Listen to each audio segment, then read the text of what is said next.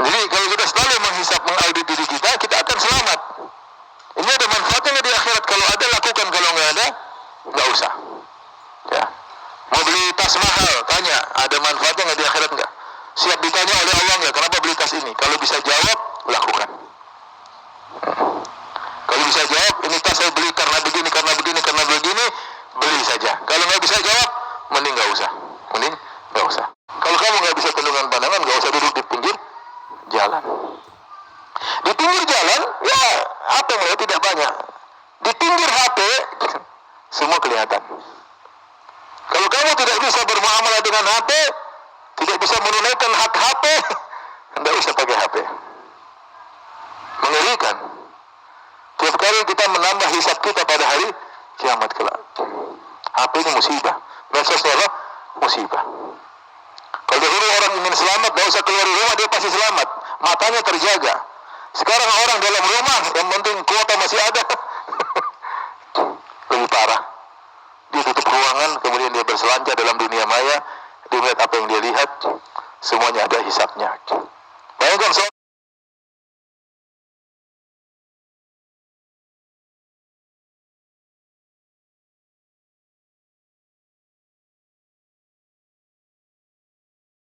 Allahumma salli alaihi wa ala alihi wa ashabihi wa ikhwani.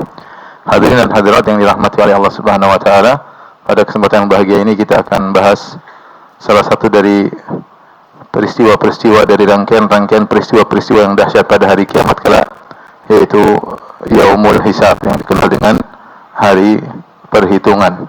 Sebagaimana kita ketahui, hari kiamat memiliki banyak nama, ya, dan setiap nama tersebut menunjukkan akan dahsyatnya hari tersebut. Di antaranya misalnya Yaumul Qiyamah, hari Al-Qiyamah. Al-Qiyam diambil dari berdiri, karena pada hari tersebut manusia akan dikumpulkan di padang mahsyar dan semua dalam kondisi berdiri. Tidak ada yang duduk, tidak ada yang jongkok, apalagi berbaring. Mereka menunggu di bawah terik matahari yang jaraknya 1 mil, sangat panas, menanti kedatangan Allah Subhanahu wa taala li faslil qadha, untuk memutuskan persidangan di antara manusia, persengketaan manusia. Makanya dikenal dengan Yaumul Qiyamah. Di antaranya dikenal juga dengan Yaumul Akhir. Yaumul Akhir karena hari tersebut dikatakan hari terakhir, karena tidak ada lagi hari setelahnya. Kalau kita di dunia ada hari, akan berakhir dengan terbenamnya matahari, kemudian mulai lagi dengan terbitnya matahari, dan demikian terus silih berganti hari. Adapun hari kiamat tidak ada pergantian hari. Hari terakhir tidak ada penghujungnya. Bagaimana mau ada pergantian hari sementara wajumi asyamsu wal qamar, sementara rembulan dan matahari digabungkan kemudian dilemparkan dalam neraka jahanam. Tidak ada rembulan, tidak ada matahari, maka hari tersebut tiada penghujungnya.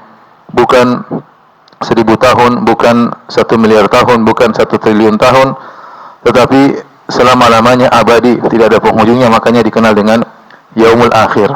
Terkadang hari kiamat dikenal juga dengan kedahsyatan seperti Yaumus Sakhah. Sakhah yaitu hari yang memekikkan telinga, karena pada hari tersebut ditiupkan sangkakala sehingga yang di langit dan di bumi pun fasa'iqa man fis samawati man fil ard yauma summa nufikha fi ukhra, kemudian ditiupkan sangkakala yang kedua, maka yang di langit dan di bumi pun mati ketika itu karena dahsyatnya hari tersebut. Disebut juga dengan Al-Qari'ah. Al-Qari'ah itu hari yang mengetuk hati, menakutkan hati karena dahsyatnya hari tersebut. Disebut juga dengan At-Tammah. At-Tammah adalah hari malapetaka, yang dimana malapetaka tersebut akan mengenai semua orang. Tidak ada yang bisa terhindar dari malapetaka yang dahsyat pada hari kiamat tersebut. Dan banyak sekali nama-nama hari kiamat. Di antaranya adalah Yaumul Hisab.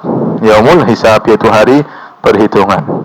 Datang dalam Al-Quran beberapa ayat yang disebutkan penamaan Yaumul Hisab. Seperti firman Allah Subhanahu wa taala, "Innal ladzina yadhilluna an sabilillah lahum adzabun syadidun bima nasu yaumal hisab."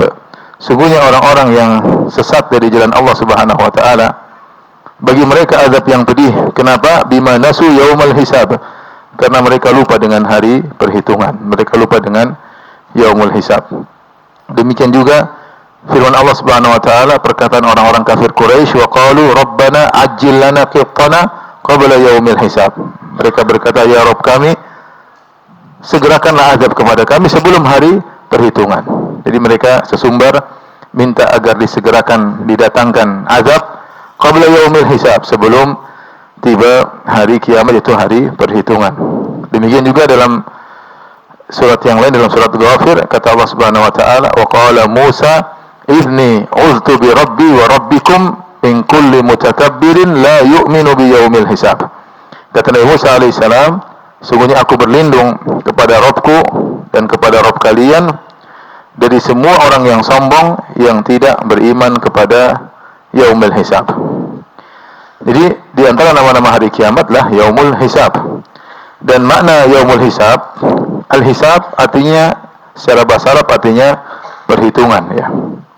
Artinya perhitungan. Tetapi perhitungan tersebut dimaksud adalah dengan Allah menanyakan setiap amalan yang kita lakukan, setelah itu kemudian diklasifikasikan apakah ini merupakan kebaikan atau merupakan keburukan sebelum ditimbang. Jadi secara urutan peristiwa-peristiwa hari kiamat, yaumul hisab itu sebelum yaumul mizan, sebelum hari penimbangan. Karena penimbangan amal saleh atau amal buruk terjadi setelah al-hisab. Fungsi dari al-hisab adalah untuk mengklasifikasikan antara amal-amal baik dengan amal-amal yang buruk. Makanya saya sering menerjemahkan yaumul hisab dengan audit, yaitu Allah akan mengaudit kita, karena kita akan ditanya, kenapa kamu begini, apa alasan begini, akan ditanya oleh Allah Subhanahu wa taala sebelum Allah masukkan di amal baik atau amal buruk. Saya sering sampaikan bahwasanya hari tersebut adalah audit dari Allah Subhanahu wa taala. Allah Subhanahu wa taala berfirman, inna ilaina iyabahum thumma inna alaina hisabahum. Sungguhnya mereka akan kembali kepada kami, thumma inna alaina hisabahum, dan kami yang akan mengaudit mereka, ya. Kami yang akan tugas kami mengaudit mereka, kata Allah Subhanahu wa taala. Ikhwan dan akhwat yang dirahmati Allah Subhanahu wa taala, takut dengan yaumul hisab adalah ciri orang-orang beriman. Karena kita yakin bahwasanya hari kebangkitan itu ada. Dalil tentang adanya hari kebangkitan banyak, ya. Saya sebutkan dalam buku saya Salah Rinci Rukun Iman tentang dalil secara logika tentang adanya hari kiamat. Di antara dalil-dalil tersebut yang banyak, sederhananya itu bahwasanya kita tahu Allah Maha Sempurna. Tuhan kita Tuhan Maha Sempurna. Kalau kita lihat misalnya di suatu perusahaan di dunia ini, atau suatu pemimpin, di mana anak buahnya, bawahannya bertikai di antara mereka, ada yang berbuat zalim, ada yang dizalimi, sementara sang pemimpin atau sang direktur atau sang penguasa membiarkan begitu saja tanpa memutuskan permasalahan, maka kita bilang ini adalah pemimpin yang tidak becus, pemimpin yang tidak menguasai anak buahnya. Bagaimana dia membiarkan anak buahnya ada yang menzalimi, ada yang terzalimi. Kita bilang ini direktur yang tidak benar, direktur yang tidak berkompeten, tidak profesional, tidak bisa mengatasi permasalahan anak buahnya. Anak buahnya melakukan apapun tanpa dia pedulikan, ini bukan, orang ini tidak pantas menjadi seorang penguasa. Nah, walillahil matsalul a'la, bagi Allah perumpamaan yang lebih hebat, lebih dahsyat. Allah Subhanahu wa taala menciptakan manusia di atas muka bumi ini dengan berbagai macam model mereka. Ada yang baik, ada yang buruk, ada yang zalim, ada yang dizalimi, ada yang bunuh, ada yang dibunuh, ada yang merampas harta, ada yang dirampas hartanya, ada yang dirusak kehormatannya, dan berbagai macam kejadian, ya. Ada yang saleh, ada yang tidak saleh, ada yang beramal saleh banyak, ada yang beramal saleh sedikit, ada yang kriminalnya tinggi, kriminalnya sedikit. Nggak mungkin ini semua berlalu begitu saja tanpa ada hari perhitungan, nggak mungkin. Kalau begini ceritanya, tidak ada hari perhitungan, maka Tuhan tersebut tidak pantas menjadi apa? Tuhan. Konsekuensi dari kesempurnaan Tuhan, dia harus mengadili semua yang terjadi di alam semesta, ya. Bahkan begitu adilnya Allah Subhanahu wa taala sampai bukan manusia saja yang akan diadili, bahkan hewan-hewan pun akan diadili sebagai bentuk keadilan Allah Subhanahu wa taala. Ketika Rasulullah SAW dengan seorang sahabat berjalan, tiba-tiba mereka melihat ada dua kambing yang saling bertanduk. Maka Rasulullah SAW bertanya kepada sahabat tersebut, wahai fulan, tahukah engkau limatan tatahan, kenapa kedua kambing ini saling tanatuh, saling tanduk-tandukan? Maka sahabat tersebut mengatakan, Allahu a'lam. Dia mengatakan, la adri, aku tidak tahu kenapa kedua kambing tersebut saling bertanduk. Maka Rasulullah SAW berkata, walakinnallaha yadri wa sayaqdi bainahuma.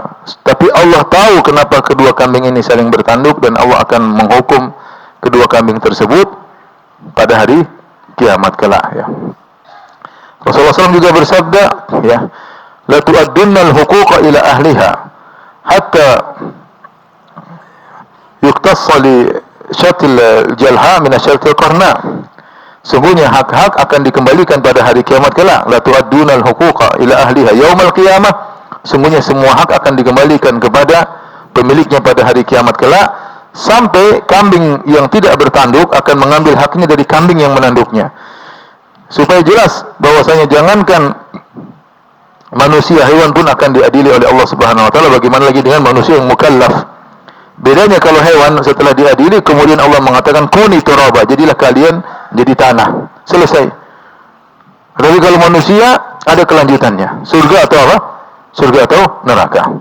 Maka benar ketika Allah Subhanahu wa taala berfirman, "Wa laqad zara'na li jahannama katsiran minal jinni wal insi lahum qulubun la yafqahuna biha wa lahum a'yunun la yubsiruna biha wa lahum adhanun la yasma'una biha ulaika kal an'ami bal hum adall." Ulaika humul ghafilun. Kata Allah Subhanahu wa taala, sungguh kami telah penuhi neraka jahanam dengan banyak jin dan manusia. Mereka memiliki hati, mereka tidak gunakan untuk memikirkan ayat-ayat Allah. Mereka punya mata, tidak digunakan untuk melihat ayat-ayat Allah. Mereka punya telinga, tidak digunakan untuk mendengar ayat-ayat Allah. Ulaika kal an'am, mereka seperti binatang ternak. Bal hum adall, bahkan mereka lebih sesat dari binatang ternak. Artinya kalau ada binatang ternak yang zalim, ada kambing yang zalim kemudian mentanduk kambing yang tidak bertanduk, maka akan disiksa oleh Allah pada hari kiamat. Kemudian setelah itu dijadikan apa? Tanah. Manusia yang zalim lebih parah. Setelah disidang bukan dijadikan tanah, berkelanjutan menuju neraka jahanam. Maka benar manusia yang zalim lebih buruk daripada binatang apa? Binatang ternak. Karenanya ikhwan dan akhwat yang dirahmati Allah Subhanahu wa taala, ini keyakinan kita bahwasanya ada namanya hari perhitungan, ada namanya hari pembalasan. Kita semua akan dihisab oleh Allah Subhanahu wa taala. Rasa takut untuk bertemu dengan hari inilah yang menyelamatkan seorang mukmin. Karena ketika dia takut dengan hisab, dia akan waspada dalam segala perkataannya, dalam semua pandangannya, seluruh pendengarannya, seluruh tulisannya, seluruh statusnya, semua gerak-geriknya dia akan waspada. Karena dia tahu setiap gerakannya akan dihisab. Yes. Dia akan berhati-hati ketika memegang jabatan, ya, karena dia tahu jabatannya akan ditanya oleh Allah Subhanahu wa taala. Lihatlah perkataan Umar bin Khattab radhiyallahu taala anhu. Beliau berkata, "Lau athrat baglatun fil Iraq, la dhanantu anna Allah sayas'aluni lima lam tusawwi laha at-tariqa ya Umar." Kata Umar, dia adalah pemimpin kaum muslimin ketika itu, khalifah yang kedua, dan ibu kota kaum muslimin ketika itu di kota Madinah. Nanti di zaman Ali bin Abi Thalib radhiyallahu anhu baru dipindahkan ke Irak, ke Kufah. Sebelumnya ibu kota kaum muslimin di Madinah. Dan kekuasaan Umar bin Khattab radhiyallahu anhu luas sampai di Irak. Waktu itu Irak dikuasai oleh Persia, dan Umar dengan pasukannya dipimpin oleh Sa'ad bin Abi Waqqas radhiyallahu taala anhu berhasil menaklukkan Persia. Umar pernah berkata, sementara dia posisinya di kota Madinah, dia berkata, seandainya ada begol, yaitu ada himar. Begol adalah persilangan antara himar dengan kuda, kita katakanlah himar. Seandainya ada himar yang tersungkur, terjatuh di Irak, gara-gara jalan tidak rata, dia berjalan kemudian dia jatuh, maka Umar berkata, aku menyangka, aku berkeyakinan Allah akan bertanya kepadaku, wahai Umar, kenapa kau tidak ratakan jalan di Irak agar begol tadi tidak jatuh. Inilah yang menjadikan Umar sukses dalam kepemimpinannya, karena dia selalu menghadirkan yaumul hisab. Dia selalu menghadirkan dalam dirinya yang namanya hari perhitungan. Sampai dia berkata, seandainya ada begol yang jatuh, bukan di Madinah, di Irak yang ribuan kilo dari kota Madinah, ada yang jatuh, itu bukan manusia, dia bilang hewan. Kalau ada hewan yang jatuh, saya yakin Allah akan tanya. Karena ini di areal kekuasaan apa? Umar bin Khattab radhiyallahu taala anhu, ya. Makanya Rasulullah SAW pernah menasihati, la tas'alil imarah, jangan kalian minta kekuasaan, karena kekuasaan itu, ya, khizyun yaumal qiyamati wa nadamah, hanya kehinaan pada hari kiamat dan penyesalan. Tidak mudah seorang menjadi penguasa, kemudian kalau dia tidak bertanggung jawab, maka dia akan dihisab dengan hisab yang sangat-sangat panjang. Inilah yang menyelamatkan kaum muslimin ketika dia menghadirkan dalam dirinya bahwasanya dia akan ditanya oleh Allah Subhanahu wa taala.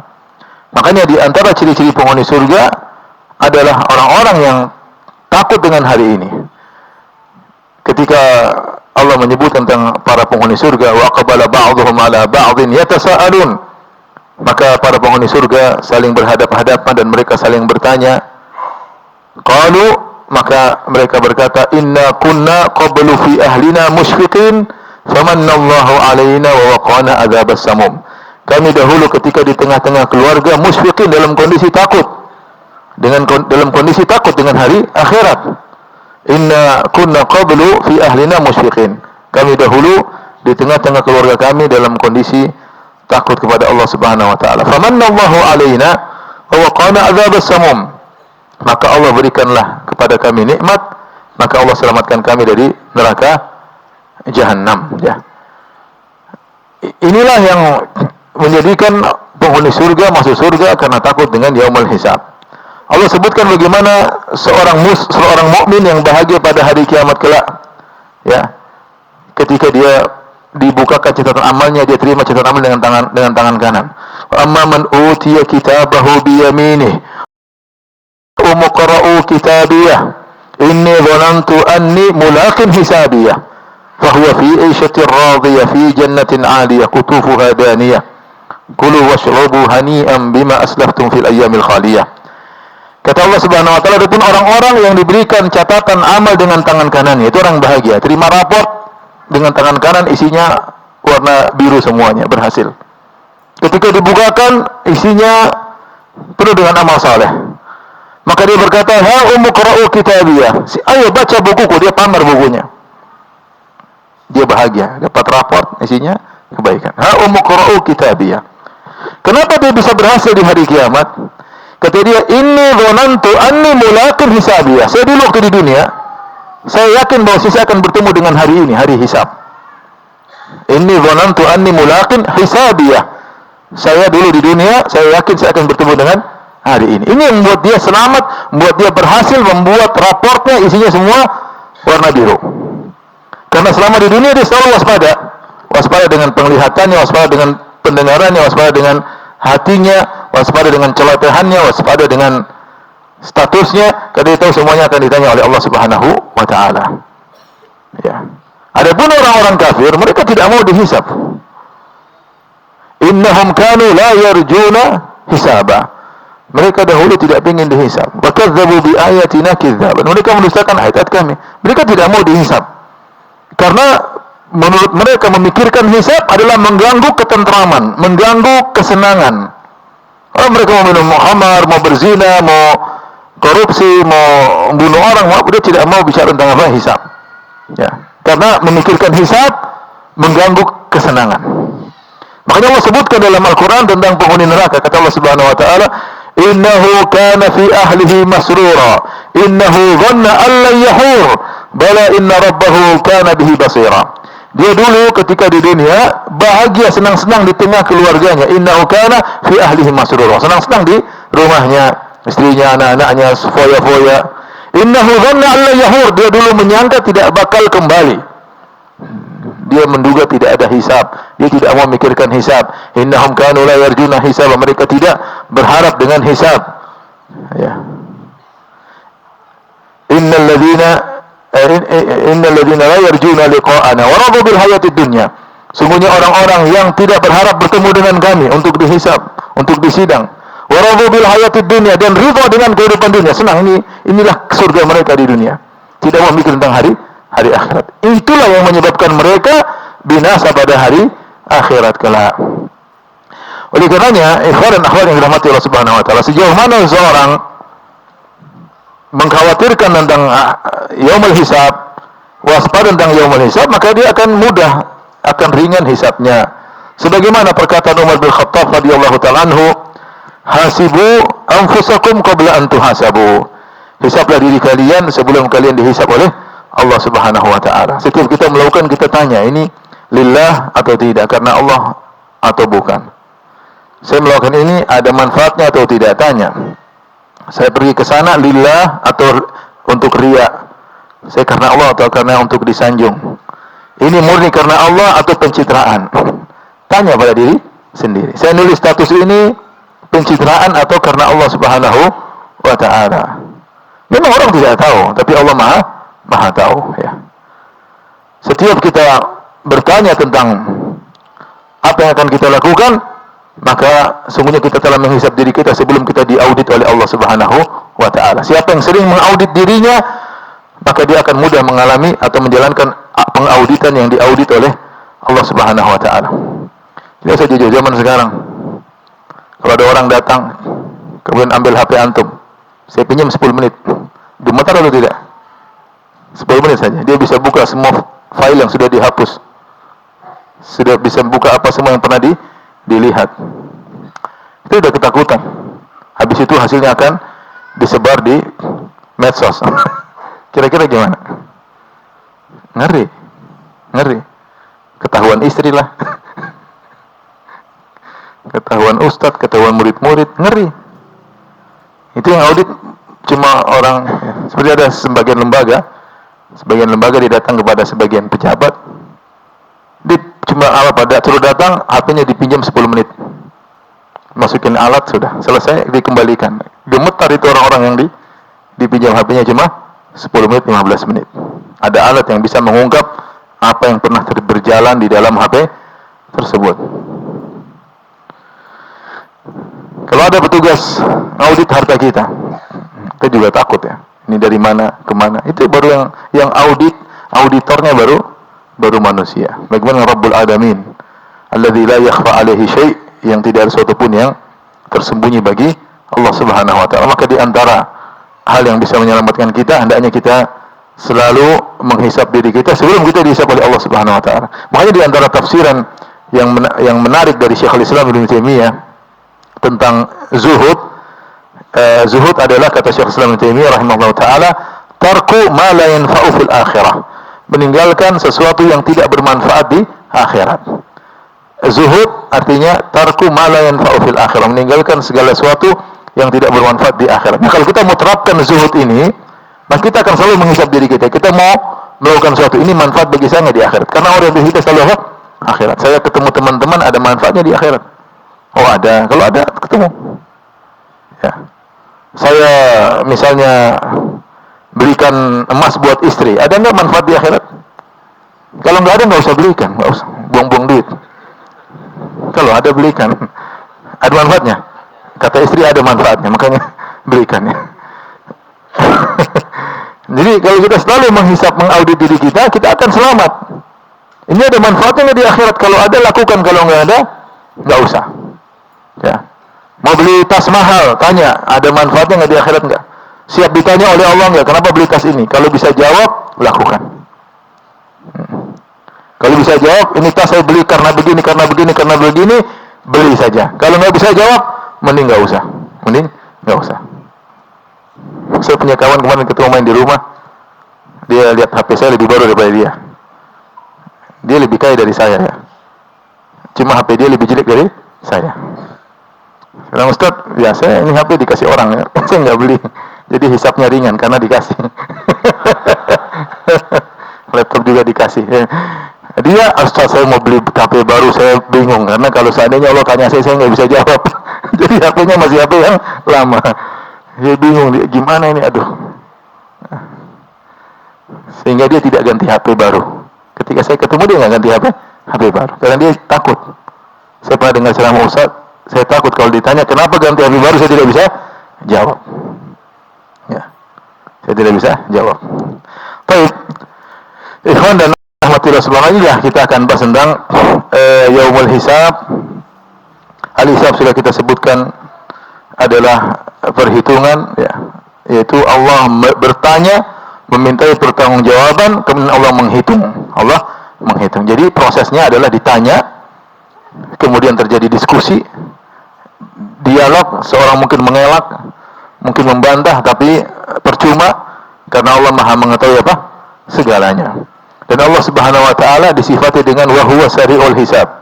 Dialah yang cepat hisabnya. Apa tafsiran dikatakan Allah sari'ul hisab? Di antara kenapa Allah dikatakan sari'ul hisab atau cepat auditnya, cepat auditingnya, kenapa? Pertama, karena Allah ketika menghisab semua makhluk dalam satu waktu. Dalam satu waktu. Ya, dalam hal disebutkan seorang akan berdua-duaan dengan Allah. Laisa bainahu wa bainallahi tarjuman. Tidak ada penterjemahan dengan Allah, ya. Laisa ahadukum illa sayukallimuhu rabbuhu. Laisa bainahu wa bainallahi tarjuman. Tidak seorang pun dari kalian kecuali akan Allah ajak bicara, di antaranya untuk dihisab, dan tidak ada penterjemah antara dia dengan Allah. Tidak ada orang ketiga antara dia dengan Allah Subhanahu wa taala. Dalam waktu yang sama Allah melakukan tersebut pada makhluk-makhluk yang lainnya. Sebagaimana Allah Subhanahu wa taala bisa memberi rezeki kepada semua makhluk dalam satu waktu. Tidak ngantri, langsung dikasih waktu, kita dapat rezeki tiap saat dalam satu waktu. Sebagaimana Allah Subhanahu wa taala bisa mencabut nyawa banyak orang dalam satu waktu. Ya, karena Allah Maha ala kulli syai'in qadir, ya. Sebagaimana dalam hadis ketika Rasulullah SAW mengatakan, Allah berfirman dalam hadis qudsi dalam Sahih Muslim, qasamtus salat baina wa baina abdi nisfaini. Aku membagi salat itu Al-Fatihah menjadi dua bagian. Wali abdi masa'al, bagi hambaku apa yang dia minta. Kemudian kata Allah Subhanahu wa taala, wa idza qala abdi alhamdulillahirabbil alamin. Jika hambaku berkata alhamdulillahirabbil alamin, qala Allah berkata hamidani abdi, hambaku memujiku. Wa idza qala ar-rahmanir rahim, jika hambaku berkata ar-rahmanir rahim, qala Allah berkata asna alayya abdi, hambaku menyanjungku.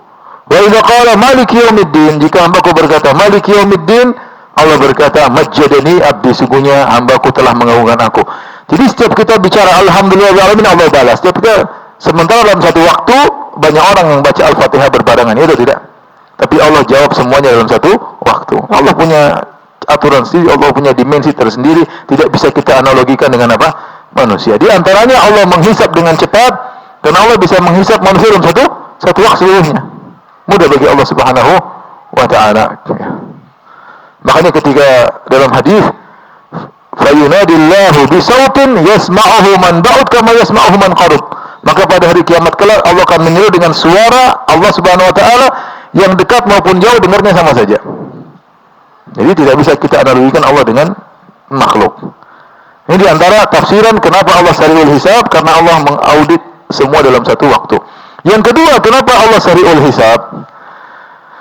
Karena semua data sudah ada. Allah bukan ngecek-ngecek lagi, Allah sudah ada, cuma Allah ingin tanya.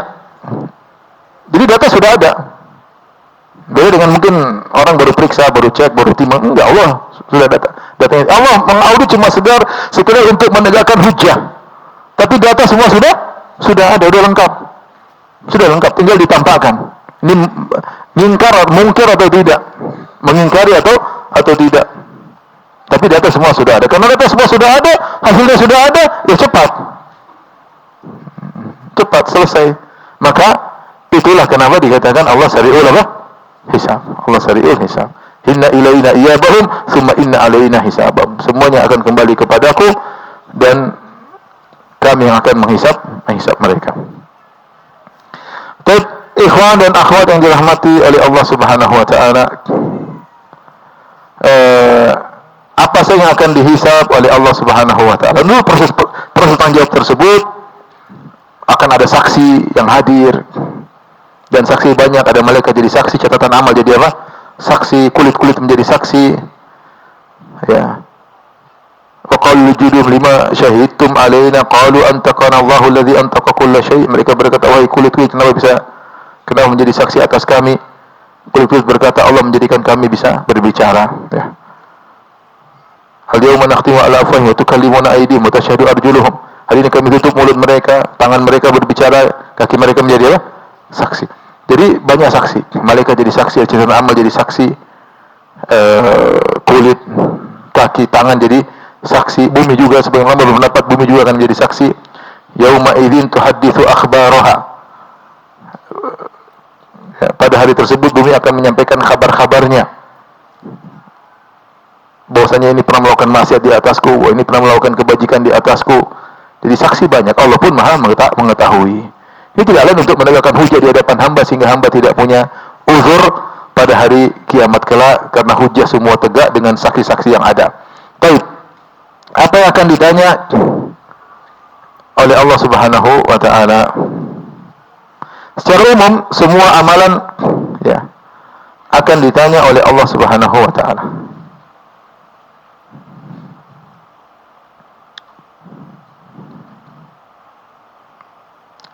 Allah Subhanahu wa taala berfirman, "Fa rabbika lanas'alannahum ajma'ina amma kanu ya'malun." Demi Rabbmu, Allah bersumpah dengan dirinya sendiri. Fa rabbika, demi Rabbmu wahai Muhammad, lanas'alannahum ajma'in, sungguh benar-benar kami akan bertanya kepada mereka. Kami akan menghisap mereka. Amma kanu ya'malun, akibat apa yang pernah mereka lakukan selama di dunia. Ya, semua amalan akan ditanya.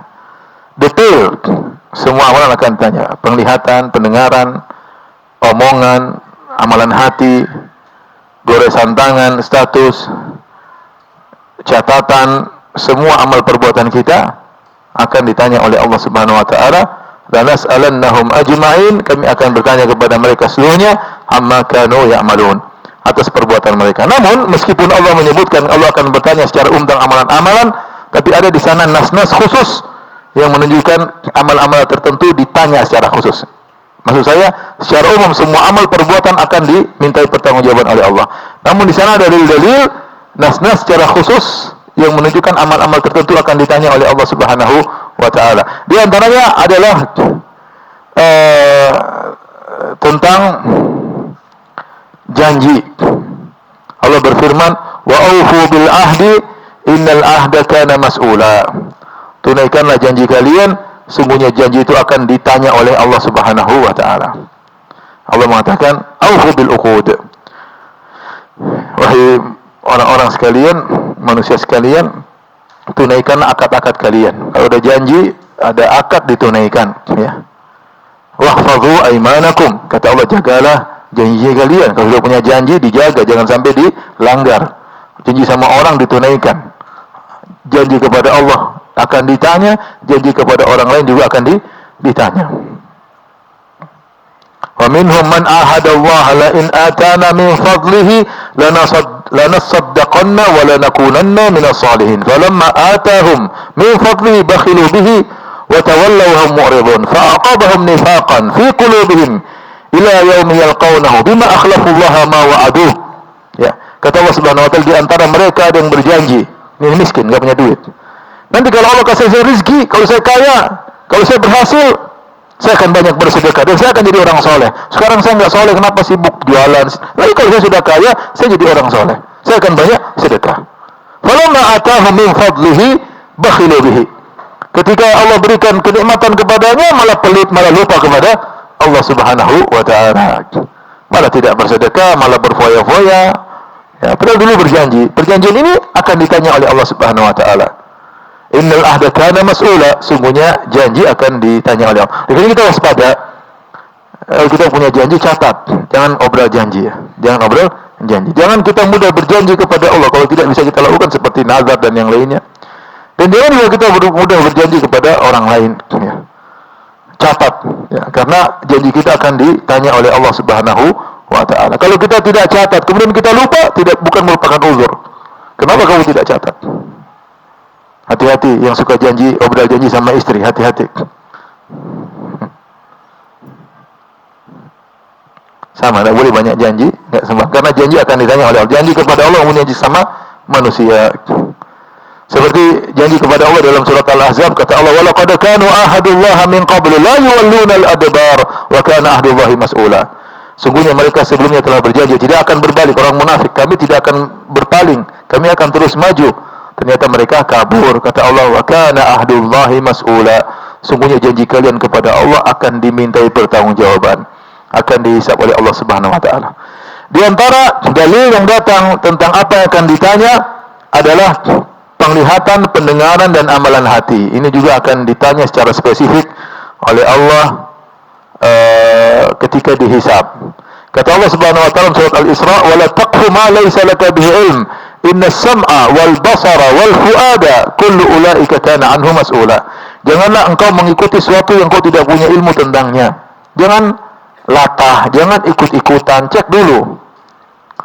Jangan asal ngeser, jangan asal nimbrung, jangan tahan diri dulu. Wala taqfu ma laysa laka bihi. Jangan kau ikuti apa yang kau tidak punya ilmu tentangnya. Ada orang menjelek-jelekan yang lain, jangan ikut-ikut jelek-jelekan. Kau tidak punya ilmu, diem. Jangan. Kau tidak akan ditentang orang tersebut. Bukan bagianmu. Wala taqfu ma laysa laka bihi. Jangan kau mengikuti perkara yang kau tidak punya ilmu tentangnya. Kenapa? Inna sam'a wal basara, sungguhnya pendengaran, penglihatan, wal fu'ad, dan hati, kullu ulaika kana anhu mas'ula. Masing-masing akan ditanya oleh Allah Subhanahu wa taala. Jelas bahwasanya ya pendengaran akan ditanya. Apa yang kita dengar, tidak boleh dengar seenak kita, enggak boleh. Kita enggak boleh seenaknya dengar gibah, enggak boleh. Kita enggak boleh seenaknya dengar namimah, enggak boleh.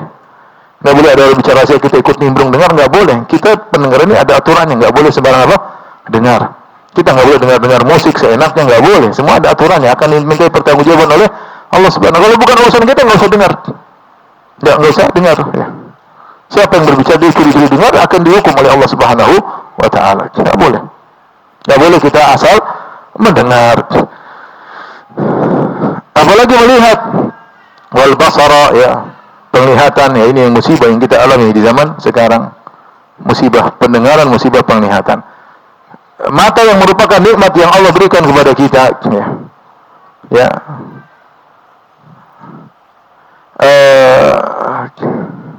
Kata Allah, alam naj'al lahu ainain, bukankah kami telah berikan kepadanya dua mata, wa lisanan wa syafatain, Allah berikan nikmat lisan dan kedua bibir untuk berbicara. Pandangan nikmat yang luar biasa, ya. Nah, kita nggak boleh sembarang melihat, ada aturannya. Tidak boleh melihat yang aurat wanita yang terbuka, tidak boleh ngintip rumah orang, nggak boleh. Sampai Rasulullah SAW menyebutkan ada seorang ngintip-ngintip rumah orang, terus penghuni rumah lempar besi masuk di mata, nggak ada masalah. Dia tidak harus mempertanggungjawabkan mata yang buta tersebut. Kenapa? Dia ngintip-ngintip rumah orang, nggak boleh. Ya, jangan fudulun nazar, pingin tahu, lihat sini, nggak boleh. Jalan ke depan, jangan lihat macam-macam. Kalau jalan depan rumah orang, jangan lihat rumah orang. Orang kan banyak rumahnya terbuka. Nggak usah, kita bukan hak kita melihat apa isi rumah mereka. Khawatir kita lihat ada yang terbuka auratnya, ada aib yang terlihat, jangan lurus saja. Kalau pas kita nggak sengaja, kita palingkan pandangan. Nggak boleh kita ngelihat apa sembarang. Ya, Allah Subhanahu Wa Taala menyebutkan ya'lamu kha'inatal a'yun. Allah mengetahui pengkhianatan pandangan seseorang. Oleh karena seorang waspada, bahwa seluruh pandangannya akan dimintai pertanggungjawaban oleh Allah Subhanahu wa taala. Hanya diberi rukhsah keringanan kalau kita enggak sengaja melihat. Ya. Ketika Rasulullah SAW berkata kepada Ali, "Ya Ali, lakal ula wa laysat lakal thaniyah." Wahai Ali bin Abi Thalib, bagimu pandangan pertama dan haram bagimu pandangan kedua. Kalau orang enggak sengaja langsung palingkan. Bukan pandangan pertama terus melotot, mumpung belum berkedip masih pertama, terus senyum lagi.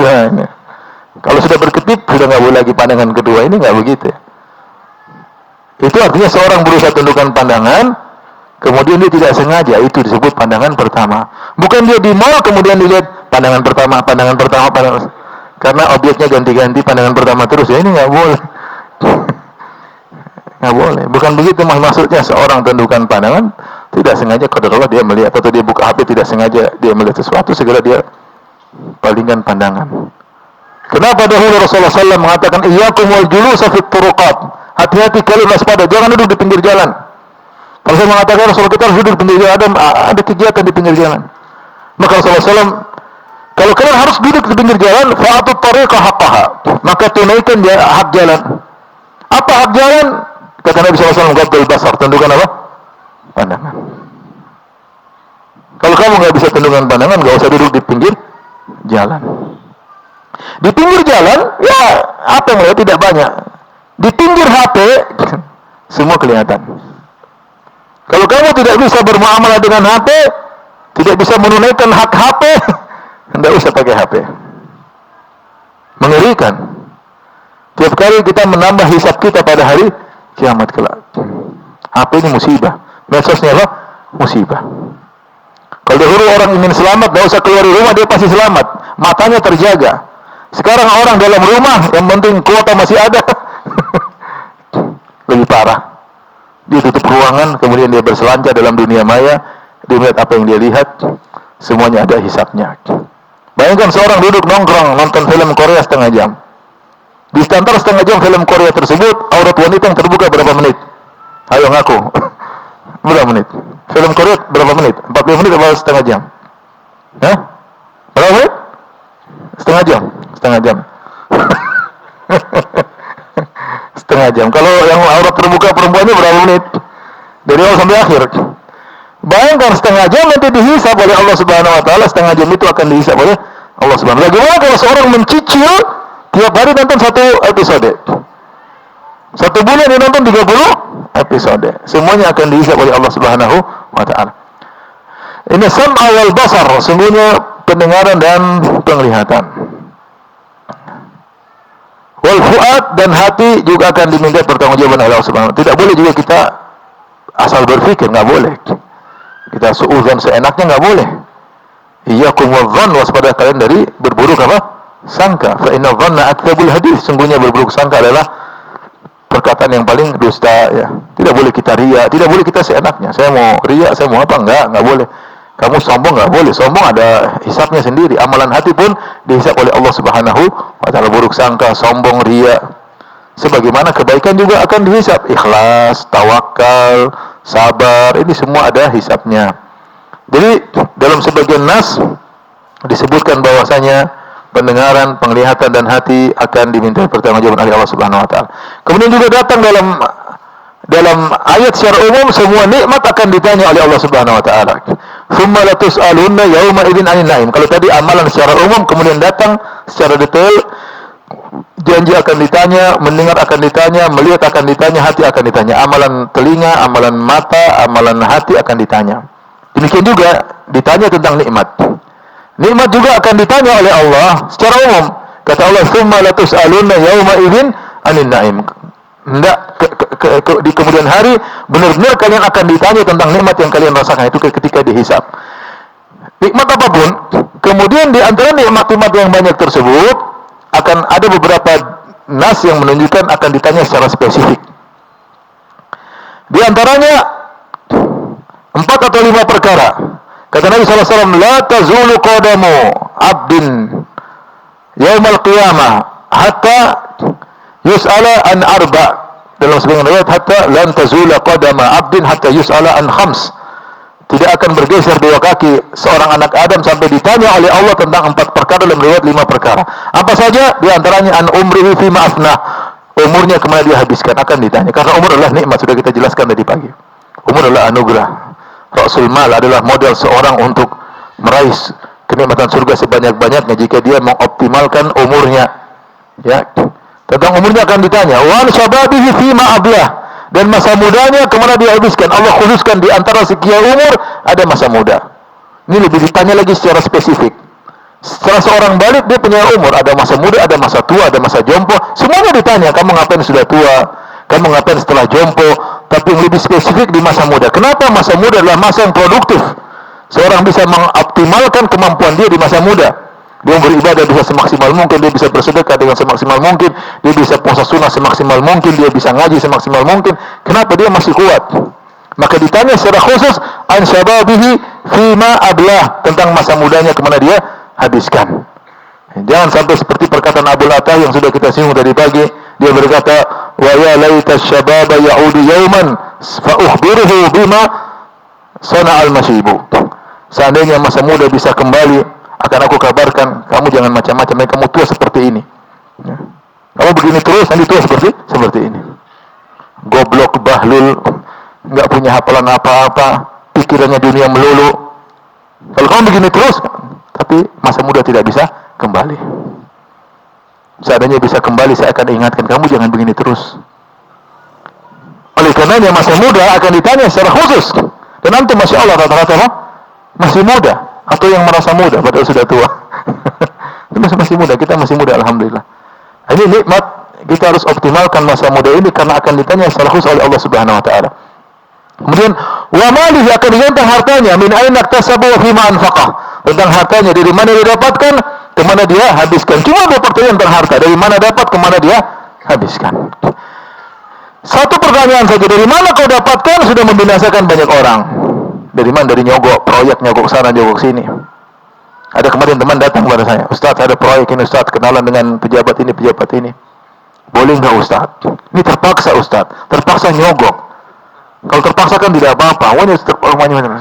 Sebenarnya ini kalau ketahuan KPK gimana? Ya ditangkap Ustaz. Kamu yang audit KPK saja kamu sudah ditangkap, lagi yang audit siapa? Allah Subhanahu wa taala. Miliaran tapi, ya miliaran ya. Semakin panjang hisapnya kalau miliaran. Kalau 100.000 lebih pendek apa? Hisapnya. Dari mana kau dapatkan? Pertanyaan dari mana kau dapatkan harta sudah membinasakan banyak orang. Kemudian pertanyaan berikutnya, taruhlah dia mendapatkan 100% halal, 100% halal dia dapatkan. Berikutnya, wa fima anfaqah, kemana kau habiskan uangmu? Buat apa? Beli ini, beli anu, beli ini, buat foya-foya, buat apa? Buat numpuk dunia, buat cinta dunia. Ya, lupa dengan akhirat. Pertanyaan kedua juga mematikan. Kalau bisa selamat dua-duanya, alhamdulillah. Selamat. Apa yang kau lakukan? Ya alhamdulillah, ya Allah, segala puji bagimu. Aku bangun masjid, aku bangun pondok, aku infak sama fakir miskin, aku infak kepada anak yatim, aku infak kepada para janda, aku infak kepada orang-orang susah, pondok, dakwah semua, alhamdulillah. Dihisab dan semakin tinggi derajatnya. Kemudian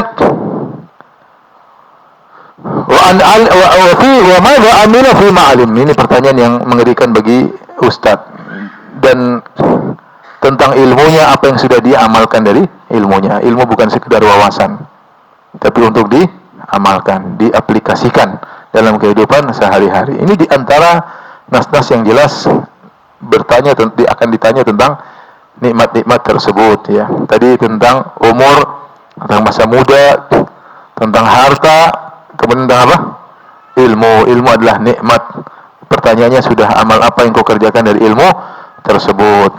Di antara nikmat juga yang akan ditanya adalah siha wal faraq. Nikmatani maghbunun fihi katsirun minan nas. Dua nikmat yang banyak orang terpedaya dalamnya. Siha, kesehatan, al faraq, sehat dan waktu luang. Ini nikmat kesehatan, bisa banyak melakukan kegiatan. Akan ditanya oleh Allah, kemana kesehatanmu kau lakukan? Tiap hari fitness badan kekar buat apa? Buat pamer body di jalan? Okay. Buat apa badan kekar tersebut? Akan ditanya oleh Allah Subhanahu wa taala. Dia bilang, badan kekar ya Allah buat saya bangun tahajud. Oke lah. Iya, kalau buat bangun tahajud. Oh, fitnessnya sampai jam 12 malam, subuh lewat. Badan kekar buat ketinggalan sholat subuh. Semua akan ditanya, kesehatan, sehat akan ditanya. Waktu luang akan ditanya.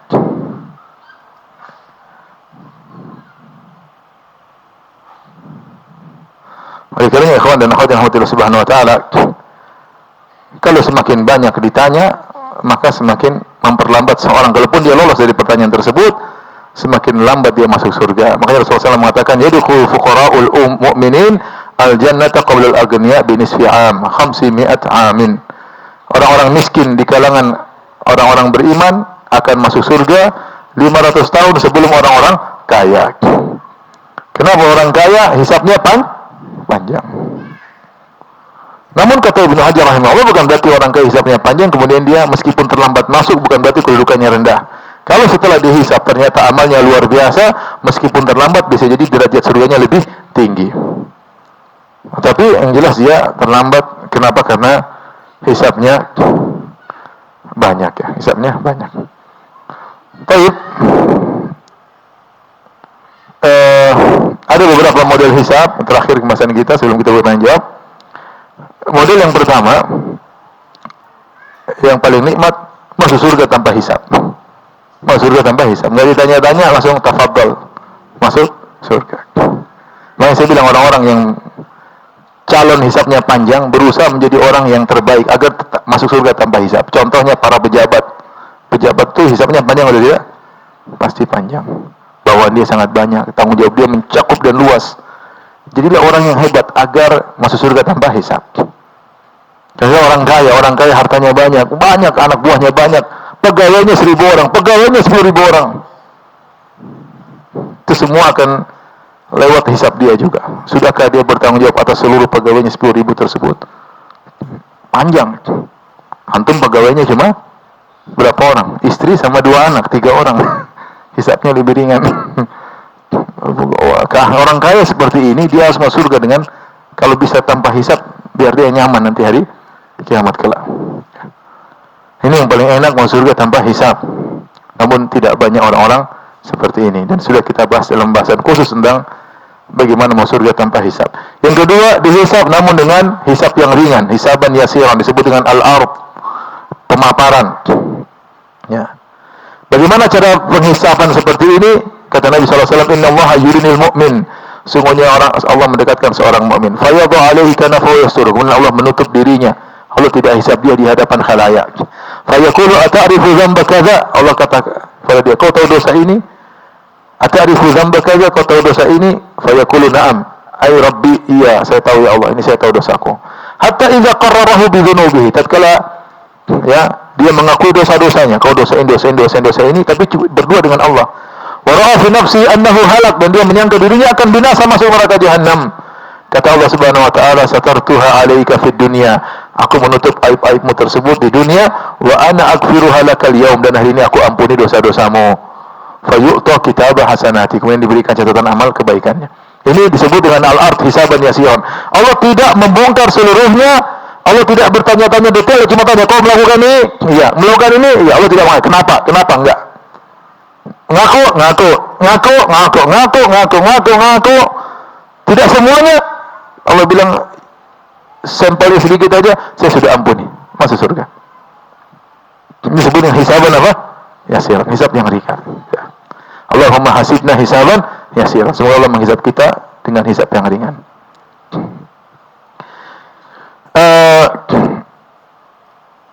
Yang ketiga disebut al-munaqashah. Al-munaqashah itu detail oleh Allah Subhanahu wa taala. Kata Ibnu Hajar rahimahullah taala, wal muradu bil munaqashah, yang dimaksud dengan hisab secara detail, munaqashah sidang, al-istiqsa'u fil muhasabah, yaitu detail dan rinci dalam menghisab. Wal mutalabatu bil jalil wal haqir, dan Allah tanya baik yang besar maupun yang kecil. Wa tarkil musamahah, dan tidak dimaafkan oleh Allah Subhanahu wa taala.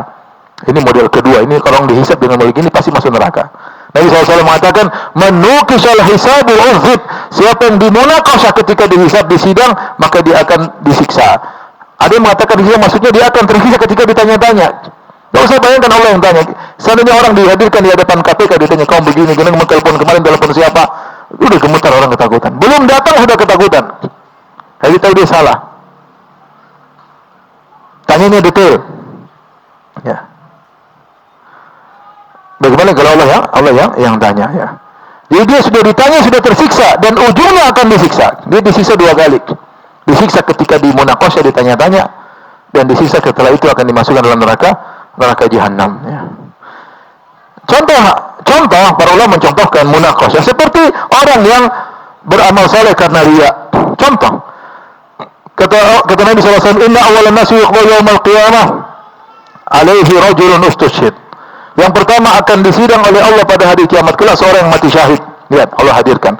Fa'utiya bihi, dihadirkan di depan Allah Subhanahu wa taala. Fa'arrafahu ni'amahu fa'arrafah. Kemudian Allah ingatkan, kau kan begini, kau punya nikmat dulu, kau jagoan, jago main pedang, jago pakai senjata, jago berkuda, badanmu hebat, sehatmu luar biasa, kau berani. Kata dia, benar, dia akui semua. Fa'arrafahu ni'amahu fa'arrafah. Allah ingatkan dia tentang nikmat-nikmat selama di dunia, dia ingat. Kemudian Allah bertanya, fama amilta fiha, ini contoh munaqashah. Kamu ngapain aja dengan nikmat-nikmat tersebut? Qala qataltu fika tastushid, ya Allah, aku berperang sampai aku mati syahid karena engkau. Kata kadzabta, kau dusta, walakin qatalta liyuqal annaka jarid, tapi kau berperang supaya dikatakan kau jagoan. Faqad qil, dan kau sudah terkenal sebagai jagoan. Summa umira bi fasiba ala wajhi hatta ulqiya fi an-nar. Kemudian Allah perintahkan malaikat, dia di atas wajahnya, dilemparkan dalam neraka jahanam. Ini contoh, Allah tanya dan dia debat, Allah debat lagi, dia mengingkar, Allah bantah, masukkan neraka, selesai. Bukti banyak kok. Catatan amal ada, malaikat ada catatannya, tangan bisa bicara ke sini, dia nggak bisa mengelak. Dia berusaha mengelak tapi tidak mungkin mengelak. Kemudian rajulun ta'allama al-ilma wa 'allamahu wa qara'a al-Qur'an. Seorang belajar ilmu, mengajarkan ilmu, baca Al-Qur'an. Ustaz yang kedua, ustaz. Dipanggil. Fa'utiya bihi, dihadirkan ustaz tersebut. Fa'arafahu ni'amahu fa'arafa. Allah ingatkan tentang nikmat-nikmat yang Allah berikan kepada ustaz tersebut. Mungkin pandai berorasi, mungkin kuat hafalannya. Banyak nikmat yang Allah berikan kepada ustaz. Mungkin diberi nikmat belajar di kota Nabi, belajar ketemu dengan para masyhur. Banyak nikmat yang dia dapatkan. Mungkin dapat nikmat dihormati orang, banyak kenikmatan. Allah bertanya, "Wa ma 'amilta fi?" Apa yang kau lakukan nikmat yang aku berikan kepadamu? Kata dia, "Aku mengajarkan ilmu, aku mengajarkan Al-Qur'an karena Engkau ya Allah." Kata Allah, "Kadzabta, kau dusta, tetapi kau mengajarkan ilmu supaya kau dikatakan orang alim. Tapi kau mengajarkan Quran supaya kau dikatakan qari, faqad qil, dan telah terkenal keinginanmu tersebut terkabulkan. Kau terkenal sebagai orang alim, kau terkenal sebagai ahli baca Al-Quran. Semua orang menghormati kamu, tapi silakan masuk neraka Jahannam." Yang terakhir, rajulun atahullahu min asnafil mali kullih. Allah, seorang laki yang Allah berikan seluruh jenis harta kepadanya. Fa'utiya bihi, Allah hadirkan dia. Allah bertanya, apa yang kau lakukan dengan nikmat-nikmat yang aku berikan tersebut? Kata dia, ma min sabilin tuhibbu an yunfaqa fiha ila anfaqtu fiha. Tidak ada satu jalan pun kebaikan yang kau suka aku berinfak kecuali aku infakkan karena Engkau ya Allah. Semua jalan kebaikan, bangun pondok, bangun masjid, membantu anak yatim, fakir miskin, para janda yang kesusahan, semuanya dibantu. Kata Allah, kadzabta, kau dusta, walakin liyaqul annaka jawad. Tapi kau melakukan semuanya supaya kau dikatakan dermawan, faqad qil, lemparkan dalam neraka Jahannam. Ini contoh munaqasyah, ditanya oleh Allah Subhanahu wa taala, dia mungkin mengelak, dibantah oleh Allah, kemudian masukkan dalam neraka Jahannam. Waliyadzubillah, semoga kita tidak mendapatkan model seperti ini. Taib ikhwan dan akhwat yang rahmatillah Subhanahu wa taala, ini yang saya sampaikan pada kesempatan kali ini. Kalau ada yang bertanya mungkin 5 menit saya persilahkan. Wallahu ta'ala alam bisawab.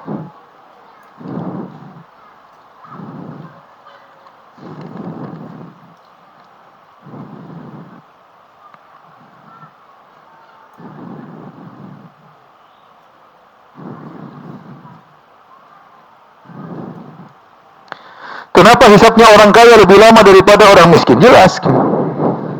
Bayangkan dua orang punya model, dua orang punya HP, satu HP-nya smartphone, satu HP-nya HP jadul. Mana yang lebih banyak hisapnya?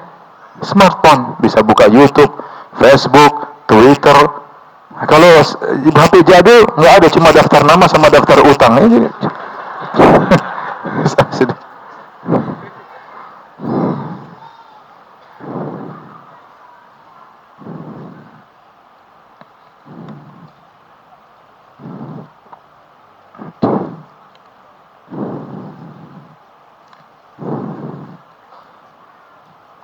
Saya seorang pemuda berumur 19 tahun yang sedang berusaha mencari pasangan namun tak kunjung bertemu. Mohon nasihatnya Ustaz. Berjuang, sabar. Saya kemarin ketemu teman,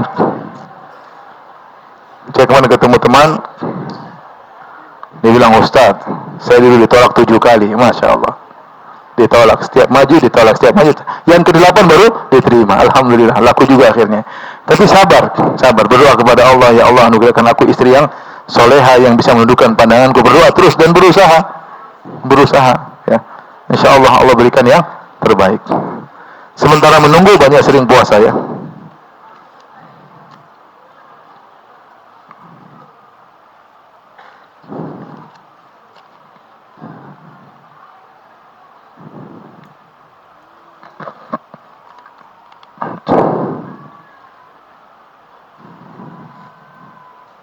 Pertanyaannya susah-susah.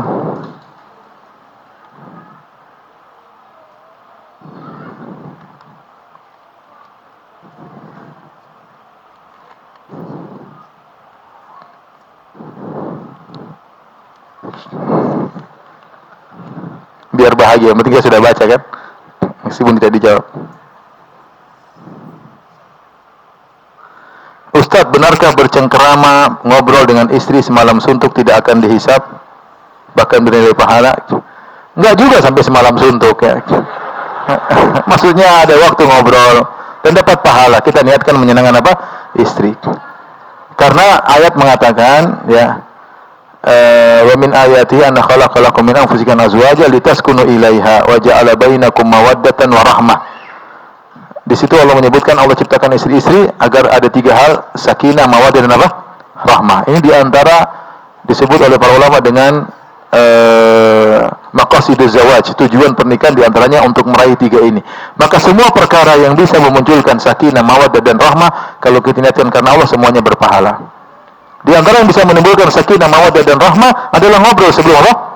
Sebelum tidur. Ngobrolnya yang baik, gimana sayang? Tadi anak gimana? Bukan mana HP? Kamu telepon siapa aja? Ini namanya ngobrol bikin pertengkaran. Bukan itu maksudnya.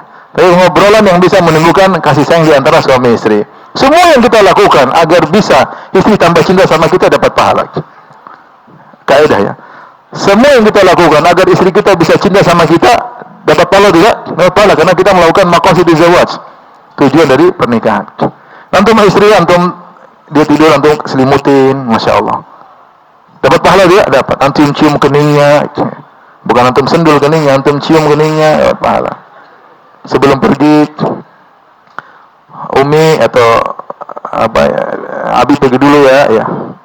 Sayang, Abi pergi dulu ya, dapat pahala. Di antaranya ngobrol, tapi jangan sembarangan apa? Suntuk, karena kita ada kewajiban yang lain. Masing-masing ada porsinya. Kalau semua belum semalam suntuk, gimana mau sholat malam? Bagaimana mau sholat subuh pada waktunya?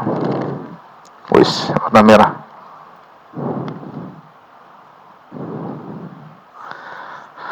Apa hukum bagi saya yang pulang pergi kerja setiap hari dengan jarak kurang lebih 100 km? Apakah saya dihukumi safar? Ini ada khilaf. Jadi pertama 100 km insya Allah safar. Bukan pulang pergi 50, bukan. Tapi 100 ya. Jarak safar 80 km ya. Kemudian kalau dia pulang pada hari itu juga, ini ada khilaf juga. Ada yang mengatakan tidak dianggap safar karena dia bisa pulang pada hari itu. Tapi wallahu alam yang benar dia musafir meskipun dia juga pulang hari tersebut. Mohon tipsnya bagi para pemuda dalam menghadapi fitnah akhir zaman. Nikah ya. Solusinya apa? Nikah. Jangan menjomblo ya. Ini tanya pakai HP. Oh, siapa yang nanya nih? Harus tahu penanya siapa. Masya Allah. Ustadz mohon nasihatnya. Ini matikan semua apa namanya? Matikan semua kamera matikan semua. Ini pertanyaan terakhir. Matikan dulu kameranya. Sudah semua? Jawab kepada Allah jika nanti ditanya untuk apa kita berpoligami. Lah apa urusan saya? Niat orang berpoligami beda-beda. Ya, kalau berpoligami berarti buka pintu hisab baru. Jelas. Makanya sampai saya sering bertemu dengan orang yang berpoligami ya, teman-teman yang sudah berpoligami lama. Saya ketemu sebagian syekh, saya bagi semua. Dia bilang ya Firanda, ya poligami memang ada kenikmatan, ada teman baru, ada anak-anak baru.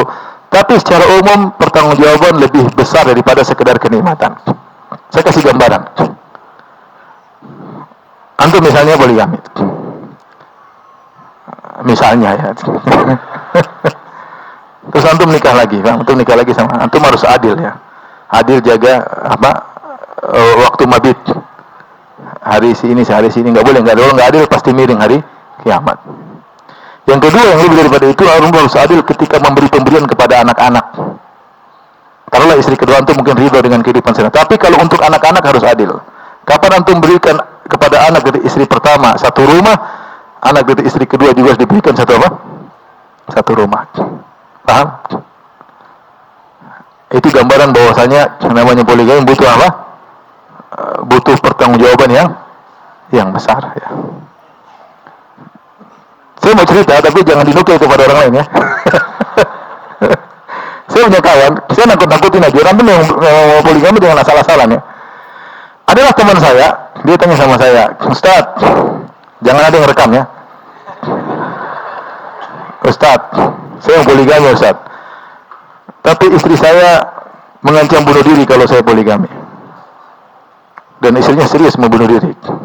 Dari suku tertentu yang nekat ya. Dia bilang, Ustaz tolong tanyakan ke Syekh. Pergilah saya ke seorang Syekh, saya tanya di Madinah, Syekh, ada teman saya yang poligami, tapi istrinya ngancam kalau dia poligami, istrinya akan bunuh diri. Kata Syekh, ada teman kita telepon. Saya telepon lah. Syekh tersebut namanya Syekh Awad ya. Istrinya 4 ya. Saya telepon, Syekh, bagaimana ya, ada teman begini-begini, kalau dia mau poligami istrinya mengancam bunuh diri. Kata Syekh tersebut, bismillah, dia jawab, alhamdulillah, salatu wassalamu rasulillah. Nasihati istrinya, sebutkan hadis, sebutkan ayat, bahwasanya poligami adalah syariat Rasulullah sallallahu alaihi wasallam, syariat para sahabat. Sebutkan dalil-dalilnya. Semoga dia sadar, semoga dia tidak bunuh diri. Kalau ternyata dia tidak terima, nikah saja. Dan insya Allah dia tidak bunuh diri. Kalau dia bunuh diri, maka lakukan kewajiban. Mandikan, sholatkan, kafankan, kuburkan. Ini benar jawabannya, saya nggak bercanda ya. Kita terbahak-bahak ketika itu. Demikian fatwa saya, sallallahu alaihi nabiyina Muhammad. Saya bilang sama teman saya di situ, ya akhi, kata Syekh, kalau pokoknya dia bunuh, insya Allah nggak bunuh diri. Kalau bunuh diri, lakukan kewajiban. Apa kewajibannya? Mandikan, kafankan, sholatkan, kuburkan, selesai. Akhirnya teman saya itu poligami. Subhanallah, poligami. Dia sembunyi-sembunyi, takut sama istrinya. Dia tidak sunnah, jadi sembunyi-sembunyi. Sampai akhirnya ketahuan setelah berapa tahun, setahun kalau nggak salah ketahuan.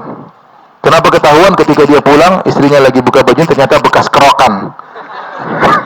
Siapa yang ngerok ini? Anu A, I, U, E, O ada. Ketahuan, bekas kerokan. Setelah itu, wah repot, istrinya ngamuk, lari, ninggalkan anaknya kan. Wah terus bertahun-tahun. Sampai akhirnya beberapa bulan yang lalu, setelah dia berpoligami, mungkin dia punya anak, jadi istri yang kedua. Mungkin anaknya sudah 3 atau 2, saya lupa ya. Dia datang ke rumah, Ustadz, dia masih mungkin seumuran saya atau lebih muda dari saya. Kemudian dia buka songkoknya, rambutnya putih semua. Masya Allah. Tanggung jawab yang besar. Jadi saya bilang, aduh Ustadz, saya mau ceritakan istri kedua. Saya bilang, jangan mas, saya ridho apapun. Kalau saya nggak ceritakan istri pertama ngamuk-ngamuk melulu, subhanallah. Ini ibu-ibu ini banyak masuk neraka gara-gara seperti ini. Bayangkan nyiksa suami sampai rambutnya putih sebelum waktunya. Akhirnya ada yang tanya sama saya, Ustadz gimana poligami? Saya bilang, kamu tahu kan? Ini jangan ada yang nukil ya. Saya bercanda aja, saya bilang, aduh. Saya bilang, kamu tahu?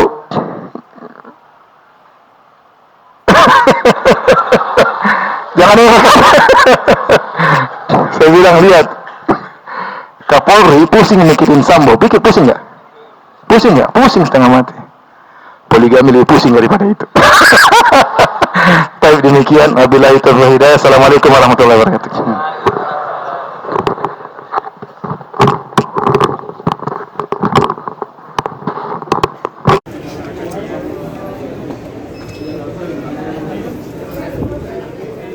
Assalamualaikum.